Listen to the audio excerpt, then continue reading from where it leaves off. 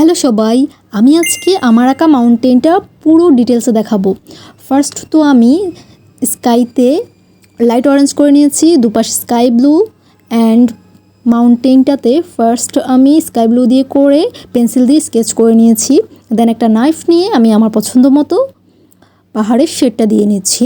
যেখানে আলো ছায়া দিতে হবে সেখানে আলো ছায়া দিয়েছি, এবং যেখানে ডার্ক করতে হবে সেখানে ডার্ক করেছি।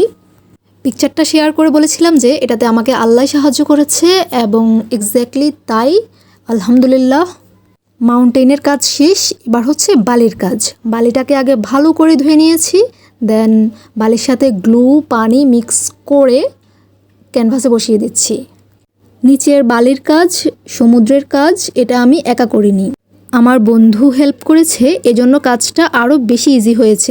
দেখো, এই প্রান্ত থেকে ওই প্রান্ত, এত সময় এত পরিশ্রমের কাজ কত সহজ সময়ে দেখাচ্ছি।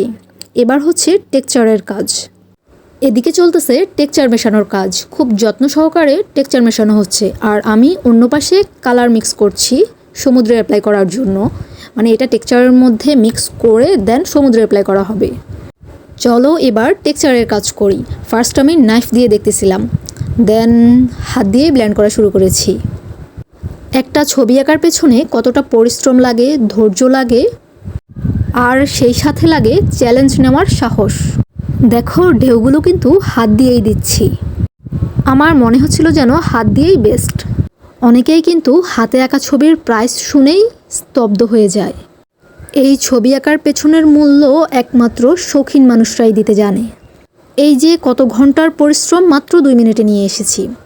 এবার ঢেউয়ের আরেকটা লেয়ার দিতে হবে। ঢেউ তো কমপ্লিট, এবার রেজিন মিক্স করব। রেজিন এবং হার্ডনারের রেশিও ঠিক রেখে রেজিনটাকে ভালো করে মিক্স করা হচ্ছে, যেটা আমরা সমুদ্রের ঢেউয়ে এবং বালিতে অ্যাপ্লাই করব।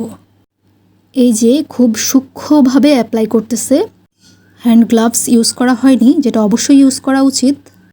ওকে, দেখতে থাকো আমরা কিভাবে রেজিন অ্যাপ্লাই করতেছি। ফাইনালি আমার মাউন্টেন কমপ্লিট।